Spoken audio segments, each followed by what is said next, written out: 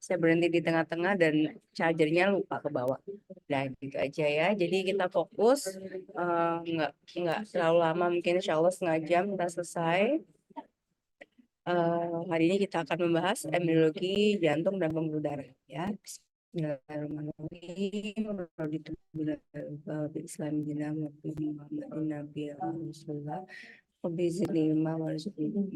Oke, saya mulai ya. Hari ini kita akan belajar embriologi jantung dan pembuluh darah, di mana ini adalah salah satu materi dalam rangkaian sistem embriologi yang nanti sangat terkait dengan deteksi kelainan kongenital ya pada bayi ya. Nah, untuk embriologi sistem kardiovaskuler ini dia akan merupakan salah satu embriologi sistem organ yang dibentuk awal ya dibandingkan dengan sistem organ yang lain.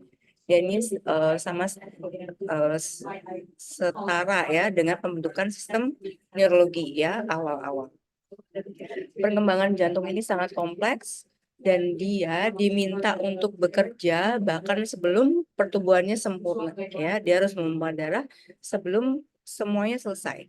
Kalau sistem organ lain itu dibentuk dulu sempurna baru bisa berfungsi. Itu contohnya sistem urinary, nah itu baru berfungsi setelah semuanya komplit.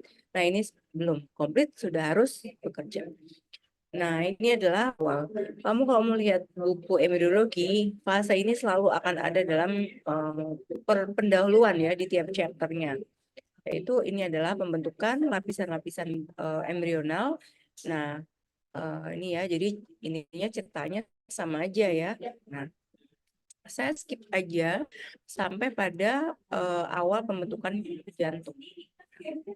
Jantung ini kalau kamu pelajari anatomi ada di bagian torak ya, mediastinum, dinding mediastinum ya, rongga mediastinum. Nah, ini adalah di sisi kiri ya. Dan kemudian yang terjadi apa nih? Pada cikal bakal jantung, maka dia seperti halnya juga sistem embrional yang lain menjadi satu cikal bakal sel yang kemudian akan berkembang sesuai dengan tugasnya masing-masing. Nah, kalau jantung ini gimana nih? Dia bagian tengah depan daerah kardiogenik ya dan nanti akan menempati rongga perikardium. Nah, ini jantung ini dibentuk dari suatu susunan yang awalnya juga sama di seperti rongga panjang yaitu bulus ya. Nah, dia itu dari yang kanan dan kiri ya, dua tubulus endokardial yang kemudian akan bergabung menjadi satu. Berfusi, kemudian bergabung membentuk suatu rongga yang kemudian dinamakan rongga dan kemudian dia akan membentuk berputar dan ini pembentukannya tuh nggak sama. Sehingga nanti bentuk akhir jantung kamu akan lihat dia itu punya pinggang ya, punya base ya dan punya apex dan ini kenapa kok bisa berbentuknya berputar dan lain-lain tuh ya itu wallahu alam ya jadi memang diciptakan seperti itu jadi kita ini sebenarnya mempelajari sesuatu hal yang flashback jadi tapi kita tidak bisa melakukan intervensi ya. Nah, ini seperti ini nanti terbagi dari truncus ya. Truncus itu adalah pangkal pembuluh darah besar ya. Dan kemudian bulbus itu badannya dan kemudian ini cikal bakal dari ventricle dan atrium. Nah, ini pada minggu keempat walaupun ini ya yang terjadi seperti ini. Jantung terbentuk bersamaan dengan terbentuknya vaskularisasi, ini pembuluh darah. Itu secara simultan ke seluruh tubuh. Jadi dia itu kan namanya core ya, core. Core itu jantung tapi juga diartikan sebagai inti. Jadi inti dari seluruh vaskular kita ada di jantung. Pembentukan vascular system itu jantung plus seluruh vaskularisasi ke seluruh tubuh ya. Ini cordis menekuk dan melipat, kemudian bulbus cordis terdorong ke inferior dengan anteriornya akan menekuk lagi ya, berpindah dan kemudian berputar. Nah, berputarnya berapa derajat dan lain-lain itu udah ada ketentuannya, dan itulah yang membentuk jantung dewasa ya, yang ketika bayi lahir bentuknya di situ, bentuknya seperti itu, lokasinya di situ gitu ya. Dan ini nanti akan berimplikasi kalau salah berputar ya, kemudian lokasinya juga tidak sebelah kiri, maka ada namanya kelainan kongenital ya. Kita akan pelajari nanti berikutnya. Nah, tadi kita udah belajar bahwa dia terbentuk dari dua tubulus yang panjang kemudian berfusi menjadi satu. Dan kemudian karena menekuk ya, melipat dan lain-lain, maka dia akan terbentuk chamber-chamber atau ruangan. Di mana hasil akhirnya itu secara anatomi akan terbentuk 4 chamber atau 4 kamar yang terdiri dari 2 atrium dan 2 ventricle. Kalau atrium itu bagian atas, ventricle bagian bawah ya. Dan masing-masing akan terkoneksi dengan pembuluh darah antara chamber dengan paru ya, paru ke chamber dan ke seluruh tubuh, ke jantung, jantung ke seluruh tubuh ya. Sekat ini terbentuk dari massa yang aktif dan saling mendekat. Jadi dia saling mendekat dan kemudian nanti akan overlapping membentuk suatu sekat ya. Nah, ini adalah perkembangan tubulus cordis atau bagian dari jantung sendiri. Ya, saya akan nggak membahas lebih detail, mau baca nanti komponennya apa dan kemudian akan berubah menjadi apa, ya. Nah, ini adalah track. Kunci dasar mempelajari sistem kardiovaskular, kamu harus benar-benar tahu anatominya apa dan track flow-nya seperti apa. Jadi flow-nya tuh kemana? Dari seluruh tubuh ke jantung, jantung ke seluruh tubuh, dari jantung ke paru, paru ke jantung, itu harus benar-benar paham dan di luar kepala. Sehingga kamu bisa mengilustrasikan, oh kalau ke sini, ke sini, ke sini. Nah, itu udah hafal gitu ya. Jadi kuncinya anatominya dipegang dulu, kemudian fisiologinya dulu. Ya. Nah, untuk embriologi ini adalah flashback ke belakang di mana awal-awal pembentukannya seperti apa. Oke, sekarang kita masuk ya. Jantung ada 4 chamber ya, atrium kanan dan kiri, ventricle dan kanan dan kiri. Nah, awal terbentuknya adalah 2 tubulus yang kemudian berfusi. Kalau namanya udah ceritanya berfusi, itu kan bergabung jadi satu. Ya, bergabung jadi satu itu berarti sekat antara kanan dan kiri hilang dulu. Dan kemudian dia menekuk dan kemudian berputar, baru kemudian akan terbentuklah sekat-sekat lain dari hasil tadi pertumbuhan jaringan ya gitu. Nah, ini kita ngomongin dulu septum interatrial alias sekat antar atrium kanan dan kiri. Nah, ini kalau kita ngomongin ini ya, ini ada namanya bantalan endokardium atau endocardial cushion ada di sini. Kanan dan kiri kemudian menempel. Nah, sayangnya bukan sayangnya ya, pada kenyataannya sekat-sekat dua kanan dan kiri ini memiliki adanya lubang ostium satu dan lain yang pada saat intrauterin dia masih ada shunting atau hubungan ya antara kanan dan kiri. Nah, tugas perkembangannya adalah ketika dia dilahirkan, sekat ini karena tekanan yang tinggi antara kanan dan kiri menempel, dan sekat ini hubungan antara kanan dan kiri nanti sudah nggak ada lagi. Jadi ketika bayi lahir, lubang antara kanan dan kiri harusnya sudah hilang. Ya, tapi ketika intrauterin itu masih ada karena dia ada shunting darah dari kanan dan kiri. Nih ceritanya. Kalau pada embrional ya, pada kondisi ini tidak terbentuk ya sempurna nanti, maka akan terjadi defek pada septum atrium. Namanya arterial septal defect. Jadi kelainan jantung kongenital di mana sekat antar atriumnya itu apa namanya ada lubang ya, sehingga darah mengalir ya di situ.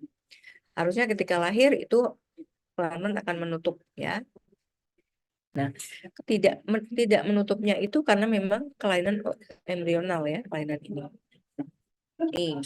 Ini adalah jantung, hasil akhir jantung kita seperti ini ya. Ada benar-benar perhatikan pulmonalis itu pangkalnya di mana ya. Kemudian aorta tuh pangkalnya di mana. Jadi nggak kebalik. Aorta ada di ventricle kiri, dia mengalirkan darah ke seluruh tubuh ya. Sedangkan arteri pulmonalis adalah dari ventricle kanan, dia mengalirkan darah ke paru ya. Jadi muaranya di sini nih, pangkalnya ada di sini. Nah, sedangkan ini itu ventricle yang kelihatan sini. Atrium itu di mana? Atrium di atasnya, di tingkat atasnya. Dia kalau yang atrium kanan menerima darah dari seluruh tubuh ya, dari vena cava superior dan inferior ke sini dan dialirkan ke paru dulu. Dari paru dibalikan lagi ke jantung udah berupa darah bersih masuk ke ventricle kiri. Ya, dari ventricle kiri dari atrium kiri masuk ke ventricle kiri, kemudian dialirkan ke seluruh tubuh, gitu ya. Ini, kalau ini kamu lihat ini ya, namanya ada lubang kecil di atrium kanan dan kiri ini antara atrium dan kanan dan kiri. Nah, kalau itu masih terbuka, namanya adalah arterial sepal defect. Kalau dia sudah menutup, nah nanti terbentuk sisa cekungan ini ya, namanya fossa ovalis. Kalau kamu belajar anatomi, maka secara anatomi kamu akan melihat itu ada cekungan di situ ya. Jadi sisa-sisa dari ostium ya, foramen oval. Kelainan septum arteriale ini pada kenyataannya merupakan salah satu kelainan jantung bawaan yang paling sering kita temui ya. Dimana kenapa jadi kelainan jantung bawaan? Karena harusnya antara atrium kanan dan kiri itu nggak ada hubungan, sudah berjalan sendiri-sendiri. Tapi ini ada shunting, artinya darah kanan dan kiri bercampur. Nah, karena tekanan dan atrium kiri lebih tinggi dari yang kanan, maka dia akan mengalir dari kiri ke kanan. Nah, karena dia mengalir dari kiri ke kanan, maka nanti tekanan yang di atrium kanan akan lebih tinggi dari yang seharusnya. Nah, lama-kelamaan akan menyebabkan kelainan jantung karena beban tekanan yang tinggi. Ya, adalah sistem septum interventricularis. Septum ini terbentuk antara ventricle kanan dan kiri. Dan ini juga nggak boleh sampai ada shunting. Ini penting sekali karena disinilah kekuatan jantung untuk memompa darah ke seluruh tubuh. Ya, terjadi pada akhir minggu keempat, kedua ventrikel mulai melebar, kemudian dindingnya juga meluas, dan kemudian berfusi antara dinding yang atas sama bawah. Kalau kamu lihat histologi ya, kemudian anatomi, kamu akan lihat bahwa septum yang ventrikel ini terdiri dari jaringan yang kekuatannya berbeda. Kekuatan berbeda itu artinya yang bawah terbentuk dari massa otot ya. Kemudian yang tengah itu yang lebih tipis lagi dan yang paling atas itu massa yang lebih tipis lagi jaringannya dan itu terbentuk dari bagian dari pembuluh darah besar ya. Nah, ini. Nah, kelainan pembentukan septum interventricularum ini akibat pertumbuhan septum yang tidak sempurna tadi dari ketiga bagian tadi, yang pars muscularis, pars membranacea, dan pars arteriale yang di bawah itu, ya. Nah, ini ya. Dan kemudian karena kita punya 4 chamber, ya, dan itu adalah chamber kanan dan kiri yang bagian ventricle namanya septum interventricularis, sedangkan di atas namanya septum interarteriale, dan bagaimana dengan antara yang atas dan bawah? Namanya atrioventricularis, yaitu antara atrium dan ventricle. Nah, ini gimana nih, Pak? Ini adalah salah satu kelainan jantung bawaan yang juga sangat penting ya, karena manifestasi klinisnya cukup berat. Karena apa? Pada atrioventricularis itu ada katup-katup jantung. Ya, katup jantung itu artinya jadi kayak pintu ya, pintu antara masuknya darah antara atrium dan ventricle. Ya, itu katup-katup jantung yang sangat penting hingga kalau misalkan di sini ada kegagalan menutup atau membuka, maka sangat berimplikasi terhadap fungsi kerja jantung. Ini kelainan pembentukan sekat atrioventricularis itu ini ya menyebabkan nanti beban tekanan ya. Jadi antara dia yang sangat kuat ya, nggak bisa membuka, atau yang menutupnya nggak sempurna, itu sama-sama bermasalah. Ini ya. Jadi contohnya yang tadi atrium sempurna tapi masih ada celah ya. Kemudian ini sekat antara atrioventriculare. Nah, kamu akan lihat ini. Ini adalah gambaran penampang dari katup-katup jantung kita. Ini katup-katup jantung. Nah, kalau misalkan muskulus papilarisnya, kemudian bagian dari pembuluh darah ini bermasalah ya, terlalu kaku atau terlalu lemah, maka terjadi gangguan katup-katup ya. Ini, nah ini. Kemudian ada lagi kelainan gangguan terbentuknya pembuluh darah besar. Kalau gangguan pembuluh darah besar ini ada macam-macam. Antara sekat jantungnya yang tidak terbentuk ya, sekat dari pembuluh darah yang tidak terbentuk atau salah posisi. Jadi dia harusnya di belah kanan tapi di sebelah kiri gitu ya. Nah, ini. Tadi dia salah berputar. Jadi trunkus arteriosusnya salah berputar. Harusnya misalkan aorta itu kan pangkalnya ada di pulmonal.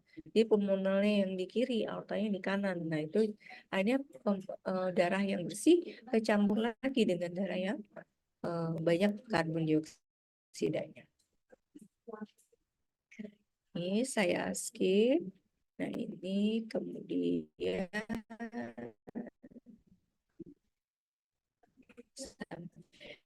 ini katup seminolaris. Ini bagian dari gangguan vertikularis ya.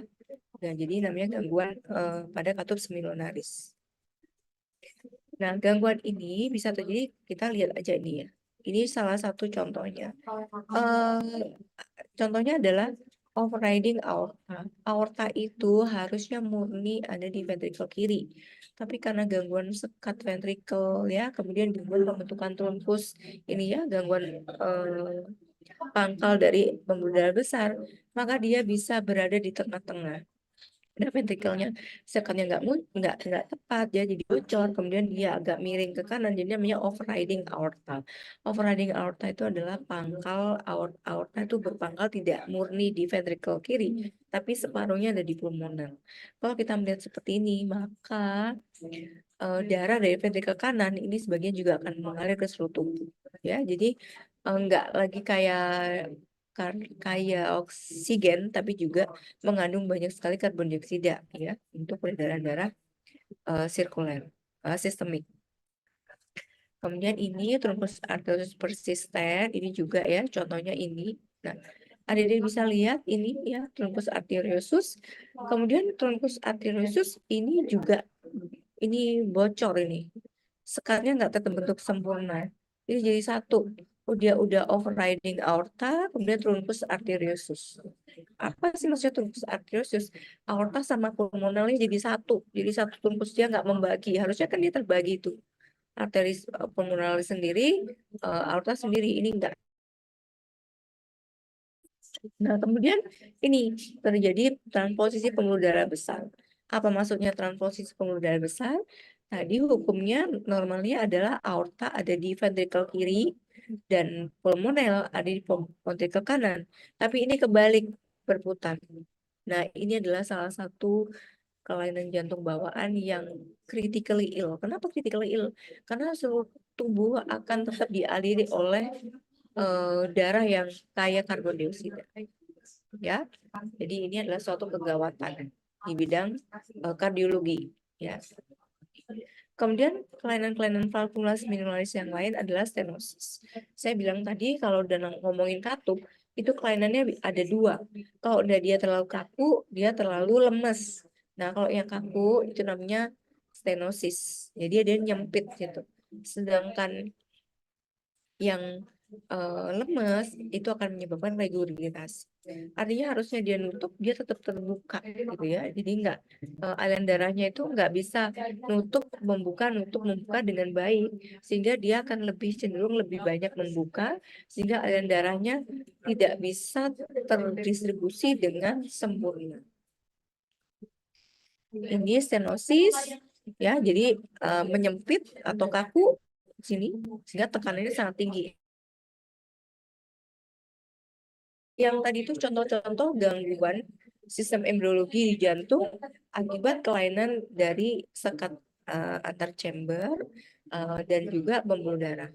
Gimana kalau kelainannya adalah letak jantung? Hukumnya adalah jantung sebelah kiri, tapi ini nggak ada di kiri, yaitu ada di kanan. Nah, kenapa bisa begitu? Biasanya ini bisa terjadi tunggal angiodekstrokardi saja atau disertai dengan kelainan pembentukan organ internalnya yang total atau parsial. Maksudnya gimana? Jadi jantung sebelah kiri jadi kanan, heparnya di kanan jadi kiri, jadi kebalik. Namanya situs inversus. Jadi benar-benar organnya kebalik ya. Atau juga ectopic cordis. Nah, cordis itu ada di dalam rongga mediastinum di dalam ya, di belakang torak. Tapi ini di luar ya, karena ini bisa terjadi karena memang eh, gangguan pembentukan otot dada ya, atau gangguan pembentukan dari jantung itu sendiri, atau juga dari poste ya ini. Kemudian kelainan ini. Terus penyebabnya siapa sih gangguan embriologi ini? Sampai sekarang juga masih belum bisa fix ya. Tapi seluruh gangguan embriologi atau kelainan kongenital itu adalah kombinasi antara kelainan genetik dan juga faktor lingkungan. Ya, genetik itu memang dari parental ya, parental. Sedangkan yang lingkungan itu misalkan karena gangguan nutrisi, kemudian radiasi durante hamil ya, ibunya ya, kemudian paparan toksin nih.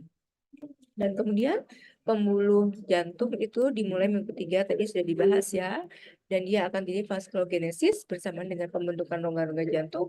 Itu maka akan terjadi angioblas ke seluruh tubuh. Gambarannya seperti ini. Jantung dibentuk bersamaan juga dengan sistem vaskularisasi yaitu arteri dan vena seluruh tubuh ya. Nah, kalau di jantung sendiri gimana? Nah, tadi kita belajar bahwa itu adalah kanan dan kiri, ya. Jadi kanan dan kiri itu punya kemudian bercabang-cabang pembuluh darahnya dan ternyata masing-masing punya tugas perkembangan yang berbeda. Ada yang lanjut menjadi suatu vaskular yang utuh, ada juga yang kemudian rudimenter, ada juga yang berfungsi menjadi satu. Sehingga kalau kita cermati anatomi itu vaskular kanan dan kiri itu nggak sama, gitu ya. Ini ya, ini adalah cabang-cabang aslinya.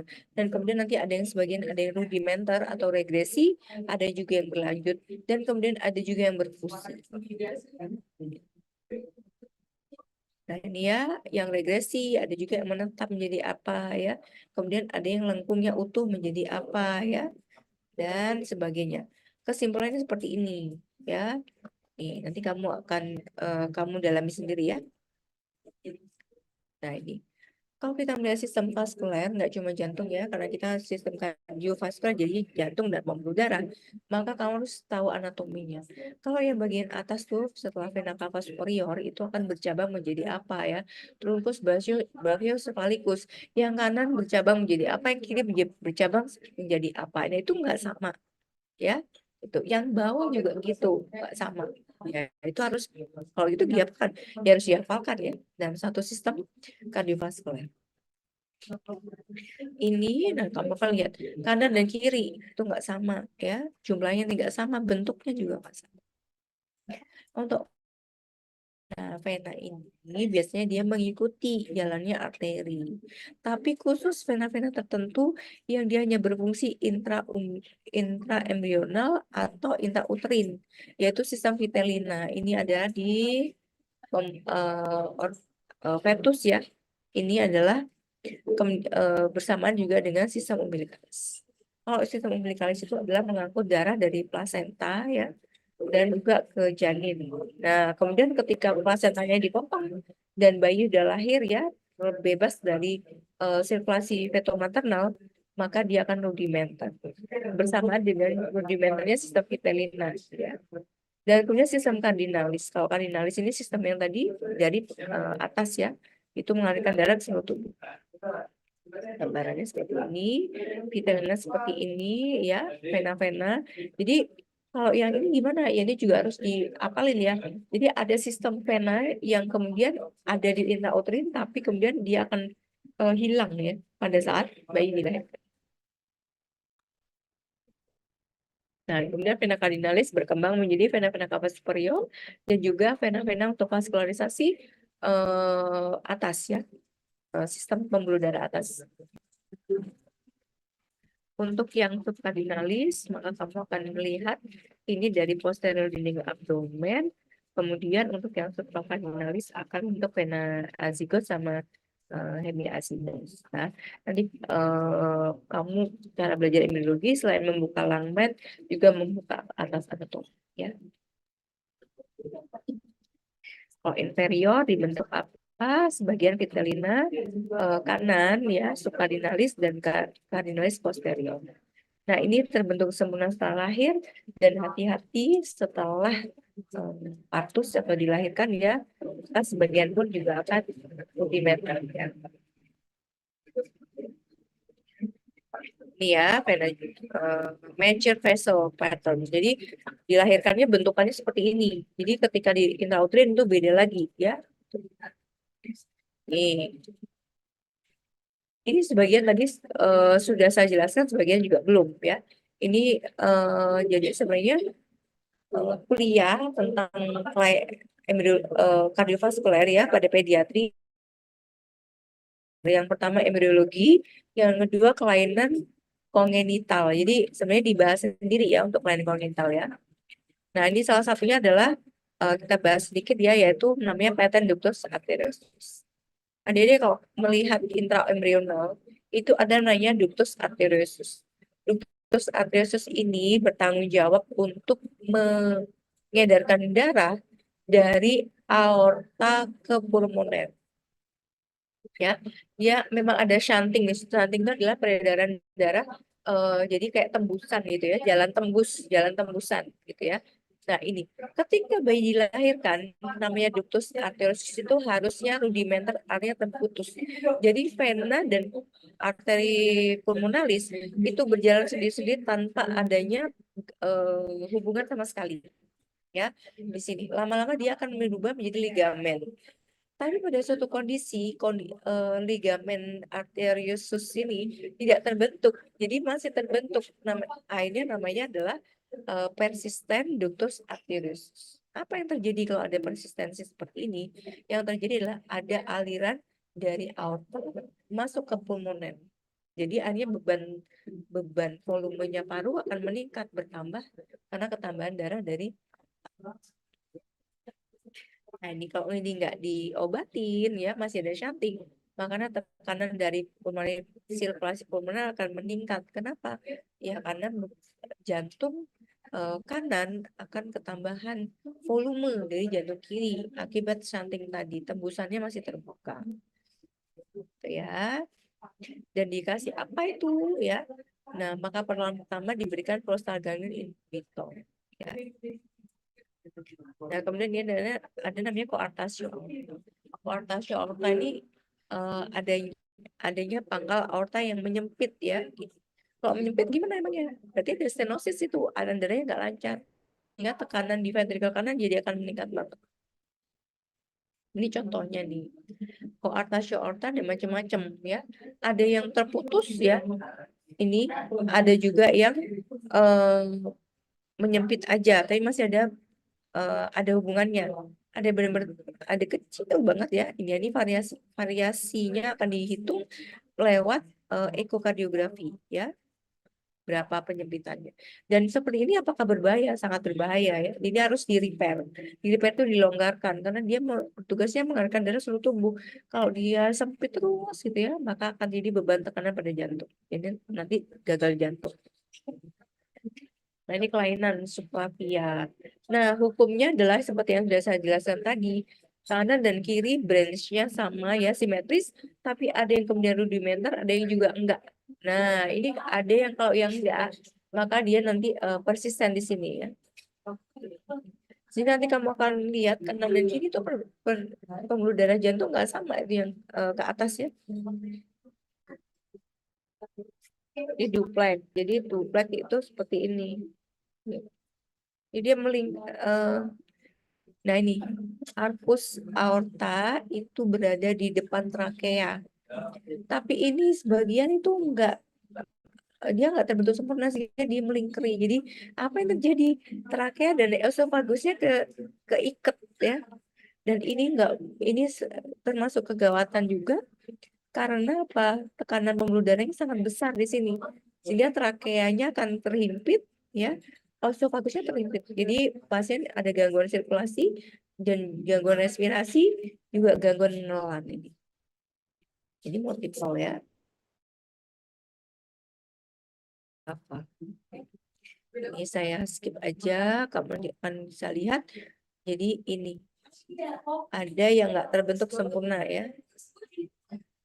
Oke, itu jenis-jenisnya untuk apa yang terjadi kalau embryogenesisnya tidak terbentuk secara sempurna. Terus yang terakhir adalah bagaimana dengan sistem persarafan ya. Jantung ini sangat unik ya. Dia punya otot tapi kita tidak bisa mengendalikan. Ya. Dia bersifat otot lurik tapi kerjanya otonom ya, dan dia dikontrol oleh serabut namanya Purkinje untuk kerjanya, konduksinya. Dia ini aslinya bukan berasal dari sel saraf, tapi modified dari sel muscle yang kardiak yang kemudian berdiferensiasi. Diferensiasi seperti apa? Memiliki sifat menghantarkan konduksi listrik jantung. Namanya sabuk Purkinje. Kamu bisa mempelajari, dia bercabang ya, mulai dari SA node, AP node, kemudian bundle ini ya, dan kemudian akan berkecil, namanya Purkinje. Ini adalah yang bertanggung jawab untuk fungsi kerja jantung. Dia dikomando oleh sistem saraf otonom kita, yaitu sistem simpatis dan parasimpatis. Oke, pemaparan saya sekian ya untuk embriologi, karena nanti ada next chapter yaitu khusus membahas tentang kelainan jantung bawaan. Nah, sampai sini ada yang mau tanya dulu? Ada.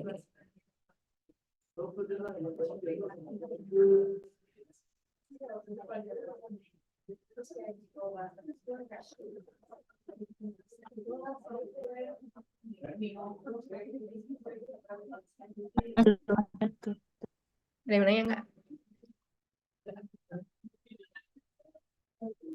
Nggak ada? Nggak ada. Ini kemungkinannya dua. Udah ngerti semua atau nggak ngerti? Ya udah, saya positive thinking, adik-adik udah baca semua, udah ngerti semua gitu ya. Kalaupun nanti masih ada yang belum paham, maka buka Lemmennya, kemudian browsing di YouTube embriologi sistem kardiovaskuler, maka kamu akan melihat time to time gitu ya, yang lebih rinci dan kemudian bisa memvisualisasi. Jangan lupa belajarnya juga membuka atlas anatomi dan juga sel ini fungsinya ini, anatominya gini ya. Chamber ini anatominya seperti ini, letaknya sini, nanti fungsinya ini gitu. Jadi sekalian belajarnya.